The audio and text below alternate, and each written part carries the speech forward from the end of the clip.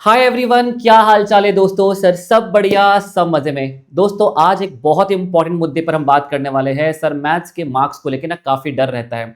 आपने सुना होगा जो बच्चे खासकर जिनका एक बार अटेम्प्ट लग गया, जिन्होंने लाइफ में एक अनसक्सेसफुल या रिजल्ट देख लिया, कैसे उनके मन में डर है हावी हो जाता है। सर मेरा मैथ्स में मार्क्स कम आ गया तो सर मेरे मैथ्स में ना 40-50 की रेंज में मैं फंस गया हूँ। सर 30 से 40 ब्रैकेट में कोई फंस गया है, कोई 40 से 50 के ब्रैकेट में फंस गया है और वो इस कदर फंस गया कि वो सोच ही नहीं पा रहा मैं ऐसा क्या इंप्रूव करूं कि दोस्तों मेरे मैथ्स में मार्क्स अच्छे खासे इंप्रूव हो जाएं। वैसे in this video I will tell you the 3 mistakes जो जिसमें आप कहीं ना कहीं आपको लगे हाँ ये गलती मैं कर देता हूं, हाँ ये गलती मैंने पहले करी थी। और दोस्तों definitely will find the rooms of improvement कि हाँ मैं इसको इंप्रूव कर सकता हूं। और यदि आपका आने वाला टाइम में अटेम्प्ट है, सितंबर है और it can be January guys, make sure आप इस वीडियो को पूरा एंड तक देखें और मुझे कमेंट सेक्शन में जरूर बताना इन 3 गलतियों में जो मैं डिस्कस करने वाला हूं उसमें से आप कौन सी गलती करते हो।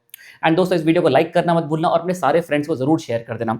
आइए दोस्तों हम बात करते हैं वो कौन से 3 रीजन है अमन सर जिसकी वजह से स्टूडेंट्स के मार्क्स एवरेज स्कोर काफी कम हो जाता है मैथ्स में। देखो सबसे पहला रीजन बनता है, सबसे पहला रीजन वीक कंसेप्चुअल क्लैरिटी। यदि हमारी कंसेप्चुअल क्लैरिटी वीक होती है तो हमारा कॉन्फिडेंस वैसे ही पुअर हो जाता है। Sir what you mean by this? देखो कई बार स्टूडेंट्स क्या करते हैं, मेमोराइज करते हैं। सर हम फॉर्मूले को मेमोराइज कर रहे हैं, शॉर्टकट्स को मेमोराइज कर रहे हैं, पर ये समझते ही नहीं कि फॉर्मूला रट्टा तो मार लिया। सर मीन का फॉर्मूला याद है, मॉड का फॉर्मूला याद है, ठीक है याद तो कर लिया, पर क्वेश्चन को देख के यही नहीं क्लिक कर रहा कि मुझे कब कौन से फॉर्मूले के बारे में सोचना है, कब मुझे कौन से ट्रिक के बारे में सोचना है। और दोस्तों ये सिचुएशन तब आती है जब हम बहुत ज्यादा फोकस्ड होकर कंसेप्चुअल क्लैरिटी के साथ नहीं पढ़ते हैं।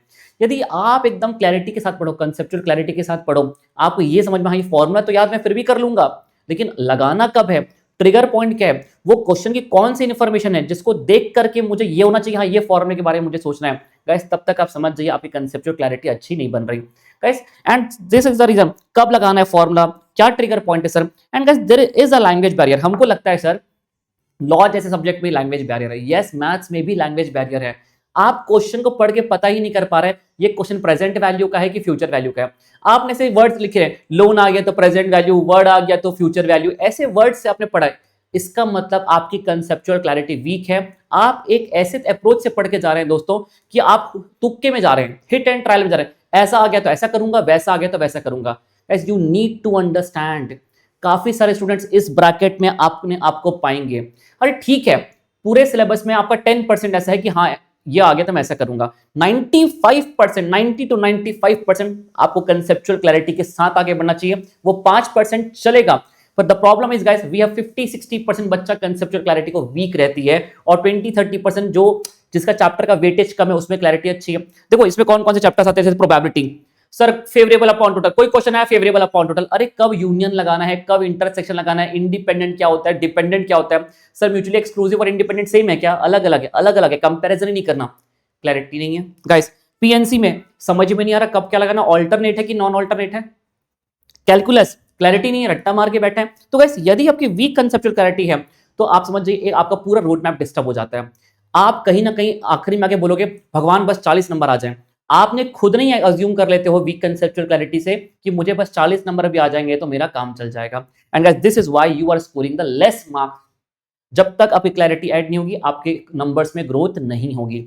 यदि आपका रिजल्ट नेगेटिव आया, आप देखो क्या वाकई में अभी भी क्लैरिटी नहीं है क्या, अभी भी मेरी में वो क्लैरिटी ऐड नहीं हुई क्या, तो ऐसा क्या नया किया कि अगले अटेम्प्ट में आपका स्कोर बढ़ जाना चाहिए, ऐसा क्या किया कि 2 महीने बाद स्कोर बढ़ जाना चाहिए, जरूर कमेंट में बताना। दूसरा पुअर टाइम मैनेजमेंट। अभी हमको लगता है कि एग्जाम के एक दिन पहले जाऊंगा और टाइम मैनेजमेंट कर लूंगा, ना हो ही नहीं सकता।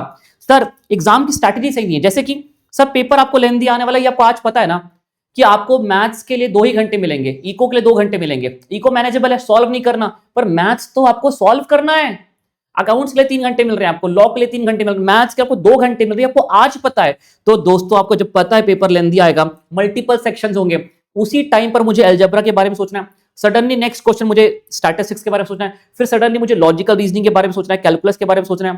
दोस्तों इस पर स्टूडेंट्स काफी सारा एक ही क्वेश्चन में काफी सारा टाइम वेस्ट कर देते हैं। एंड गाइस इसकी वजह से एग्जाम में उनके नंबर्स एकदम एकदम आते आते नंबर्स रह जाते हैं, बनते हुए क्वेश्चंस रह जाते हैं। दोस्तों ये अमन सर ये कैसे इंप्रूव होगा, इंप्रूव कैसे होगा उसके बारे में भी बात करेंगे। गाइस पहली क्लैरिटी आपकी अच्छी नहीं है, go for any kind of batch, ठीक है ना। आपको यदि कोई यूट्यूब में बहुत अच्छी प्लेलिस्ट मिल रही है और आप कंसेप्चुअल क्लैरिटी ऐड करी, go for it, go for any kind of fast track batch. या तो आपने जो भी पढ़ा है आपने, आप उसको रेगुलर इंटरवल में पढ़ो, और उसको देखो, आप कोई पर्टिकुलर पॉइंट पे दिक्कत है, उस पॉइंट को गेट इट क्लियर, जो भी है ये आपका कॉल, आप कैसे करोगे clear, but you should get the conceptual clarity first. Second sir, time management, यदि एक बार कंसेप्चुअल क्लैरिटी अच्छी ऐड हो गई तो पुअर टाइम मैनेजमेंट अपने आप ठीक होता है, अपने आप ठीक होता है। वैसे टाइम मैनेजमेंट आपका अचीव होता है प्रैक्टिस से, और गाइस वही तीसरा पार्ट है, दोनों पॉइंट कनेक्टेड है, लैक ऑफ रेगुलर प्रैक्टिस। यदि आप रेगुलर प्रैक्टिस नहीं कर रहे हैं, देखो एक बहुत बड़ा वर्ड बोलता हूं मैं, आपका ये जो सब्जेक्ट है ना, मैथ्स जो सब्जेक्ट है स्किल बेस्ड है, पता है सर? स्किल बेस्ड मतलब जैसे आपको ना सीखना पड़ता है, मतलब ये ऐसा नहीं है, थ्योरी नहीं है ये सर, ये कोई थ्योरी नहीं है कि हाँ सर ये कोई थ्योरी सब्जेक्ट नहीं है, ये प्रैक्टिकल सब्जेक्ट है, प्रैक्टिकल प्रैक्टिस करना पड़ता है। ये थ्योरी नहीं है कि याद कर लिया, ये कुछ कीवर्ड्स दिए जिसका मतलब समझ, ये स्किल बेस्ड है। जैसे मान लेते मुझे गिटार सीखना है, तो मैं, मुझे गिटार को रट्टा नहीं मानना, मुझे प्रैक्टिस करना है, तब मुझे गिटार आएगा। स्किल्स चाहिए, and to develop any kind of skills, कोई भी स्किल्स आपको डेवलप करना, आपको प्रैक्टिस करना पड़ेगा।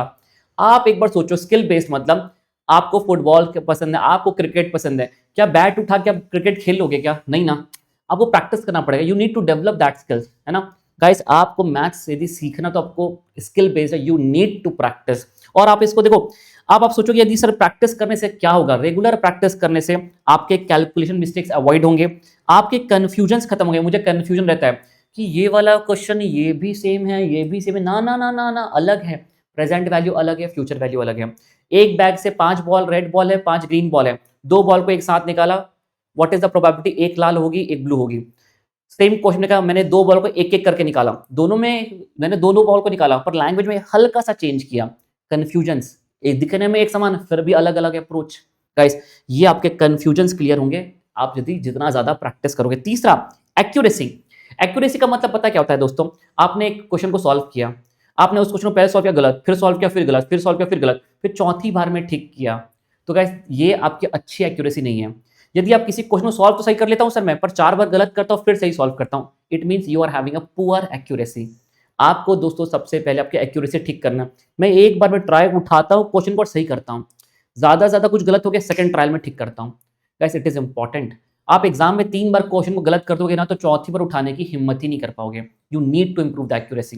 चौथा दोस्तों, एक और पॉइंट, आपके प्रैक्टिस से आपका स्पीड अच्छी होती है, और दोस्तों इसी से आपका टाइम मैनेजमेंट भी अपने आप अच्छा हो जाता है। And guys don't leave this for the last moment. सबसे ज्यादा बच्चे कहते हैं प्रैक्टिस बाद में कर लूंगा, एग्जाम टाइम पे कर लूंगा, एग्जाम टाइम पे कर लूंगा, एग्जाम टाइम पे कर लूंगा, एग्जाम आ जाता है, प्रैक्टिस ही नहीं हो पाती। और दोस्तों this are the 3 major reasons जिसमें स्टूडेंट्स का जो स्कोर है वो 50, 40 के ब्रैकेट, 30 के ब्रैकेट में फंस गया तो फंसा हुआ है, कोई 50 के ब्रैकेट में फंस गया तो फंसा हुआ है। और यदि आप इस ब्रैकेट को तोड़ना चाहते हैं, ये तीनों एरिया को इंप्रूव करिए आज के आज। दोस्तों जरूर कमेंट में लिखना, Aman sir I promise I will improve, और अपने जो भी आप ब्रैकेट में गलती को, तीनों लिखना गलती सर, ऑप्शन 1 2 3 में तीनों गलती करता हूं। जिस भी लगता है कि हाँ सर मुझसे गलती हो रही है लिखना, मैं आपको सबको एक एक बच्चे को रिप्लाई करूंगा। दोस्तों आई होप इस वीडियो से आपको काफी हेल्प हुई होगी, और आने वाले दिनों में एग्जाम से पहले आप उन गलतियों को काफी इंप्रूव कर लोगे। So guys this is your maths buddy Aman Khedia, मिलते हैं हम लोग अगले वीडियो में। Bye everyone.